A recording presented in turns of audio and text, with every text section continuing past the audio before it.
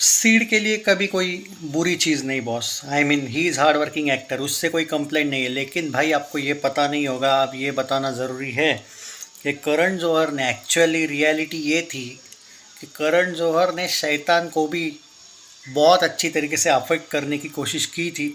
अब बात यह है कि अभी एट प्रेजेंट ये सब कुछ उल्टा पड़ गया, तो यहाँ पे उसको क्रेडिट लेने को जगह ही नहीं है, या फिर वो दिखाना भी नहीं चाहता है कि योद्धा उसकी फिल्म है।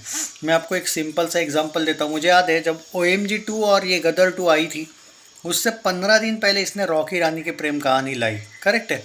उसको बहुत खतरनाक प्रमोशन किया उसने, योद्धा का प्रमोशन ही नहीं किया ये मान के चलो। उसकी तुलना में बोल रहा हूँ, रॉकी रानी को कंटिन्यू प्रमोट किया, उसके सॉन्ग्स, उसको तो 4-5 सॉन्ग ट्रेंडिंग पे रखे, ये हुआ वो हुआ, ताकि हाइप के मामले में गदर 2 और OMG 2 फीकी पड़े। और जब बाद में 2 वीक हो जाएंगे, इसके मूवी के कम शोज होंगे, तो ऐसे में ऐसा ना हो कि शोज के मामले में इसकी मूवी पूरी निकल ना जाए। अब हुआ ये कि क्योंकि उसका सिक्का चलता है बॉलीवुड में, तो गदर 2 और OMG 2 को परेशानी उस मामले में आई कि जो फिल्म हो चुके 2 वीक, वो बाद में 3rd वीक डिजर्व तक नहीं करती है। लेकिन ऐसे फिल्म को ड्रीम गर्ल 2 आने तक, मतलब 3-4 वीक, इवन 5-6 वीक थी रॉकी रानी जैसी फिल्म थिएटर में। मतलब जब गदर 2 OMG 2 आई, तब इसने अपने स्क्रीन्स को, भले कम हुए होंगे लेकिन पूरे नहीं निकाले।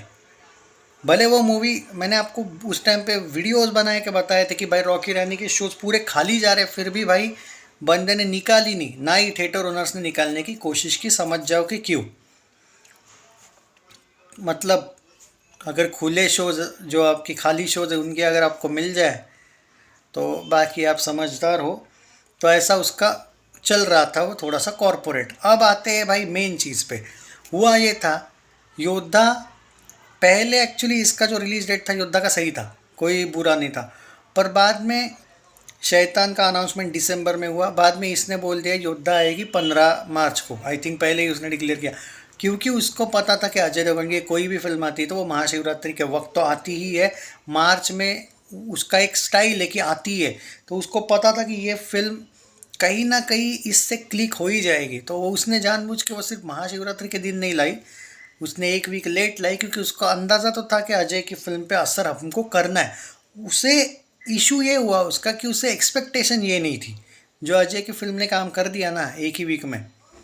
देखो, मैं आपको याद है, मैं आपको फरवरी में या जनवरी में बोला था कि जब योद्धा और शैतान का टक्कर हो जाएगा 1 वीक के बाद, ऐसा हो जाएगा कि योद्धा के बहुत ज़्यादा स्क्रीन्स लेके जाएगा, करण जौहर और शैतान को मिलेंगे ही नहीं।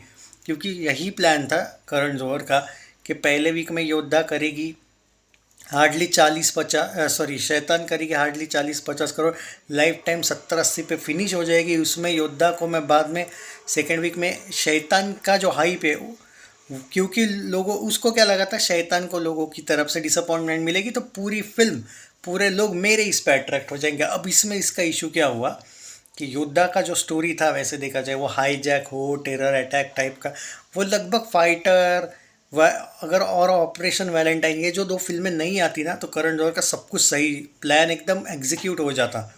उसको जो एक थोड़ी सी मुश्किल आई वो थी फाइटर और ऑपरेशन वैलेंटाइन अभी आई थी। ऐसे में उस आदमी ने, अगर उसमें सच में ये, जो कि उसमें है बहुत दिमाग, उसने दिखाया कि गलती हो गई भाई योद्धा के साथ, उसने ऐसा दिखाया। हालांकि अगर वो उसमें थोड़ा भी लॉजिक तो उसमें था, लेकिन उसको इस मूवी पे असर करना था, वरना वो 25 साल से इंडस्ट्री में, उसको पता है कौन सी फिल्म कब रिलीज़ करनी चाहिए। वो योद्धा को, क्योंकि वो बार बार पोस्टपोन हो रही, तो और 1-2 वीक आगे, 1-2 मंथ आगे ढकेल देता, क्या फ़र्क था, पड़ने वाला था। इसने जानबूझ के किया, इसमें ऐसा दिमाग नहीं है, ऐसी बात नहीं है। इसने ये किया कि क्या पता योद्धा चल गई तो शैतान पे पूरा असर पड़ेगा, और पता है कि अजय और उसकी दोस्ती वैसे भी कैसी है, वो तो फॉर्मेलिटी के लिए करण जौहर शो में आता है, अजय देवगन, वो भी रोहित शेट्टी वगैरह के साथ आता है कभी कभी, अकेला तो जाता नहीं है ज़्यादा। उसकी और उसकी वैसे भी ज़्यादा दोस्ती है नहीं। टारगेट तो फुल शैतान था। अब हुआ क्या, एग्जीक्यूशन सही था, पर सब कुछ उल्टा इसलिए पड़ा क्योंकि भाई शैतान चल गई ना। दाव ऐसा था कि शैतान चलेगी ही नहीं।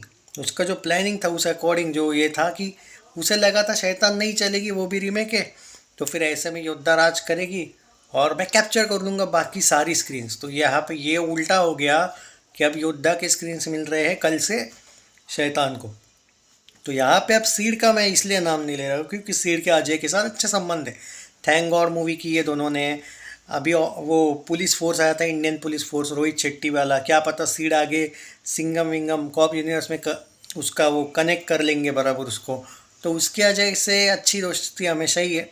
अक्षय और इवन इसकी भी अच्छी दोस्ती सीड की, ब्रदर्स की थी दोनों ने साथ, अब कॉप यूनिवर्स में भी साथ होंगे। कहने का मतलब ये है सीड एक बलि का बकरा बन गया बेवजह योद्धा में, और करण जौहर ये दिखा देगा अब आगे चल के कि भाई मैंने तो सीड को चांस दिया था।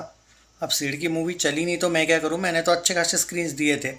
हालांकि नहीं चलने का रीज़न है कि शैतान ने जिस तरीके से कैप्चर करके रखा है लोगों को, और रियलिटी ये है कि गलत रिलीज डेट, ये पूरी फॉल्ट जो है वो करण जौहर की। लेकिन वो दिखाएगा क्या, लोग भी क्या बोलेंगे, अरे सीड का ही नहीं है भाई स्टारडम, ये है वो है। पर अगर ये थोड़ा भी इज्जत देता उस फिल्म को, योद्धा को, तो भाई ज़रूरी था क्या कि अभी तो ऑपरेशन वैलेंटाइन आके गई है, अभी आपकी उस टाइप की जो मूवीज़ रहती है वो आ चुकी है ना, फाइटर भी आ चुकी है, लेकिन आपको मार्च में ही डालना था। क्यों? क्योंकि उस मूवी पे असर करना था। तो बलि का बकरा कौन बना, बनाना कौन, बलि का बकरा बनाना किसे चाहता था, करण जौहर, अजय देवगन। बना कौन, सिद्धार्थ मल्होत्रा। लॉस किसका है भाई, करण जौहर के पास बहुत पैसा है, उसको इस एक फिल्म से लॉस से कुछ नहीं होता है।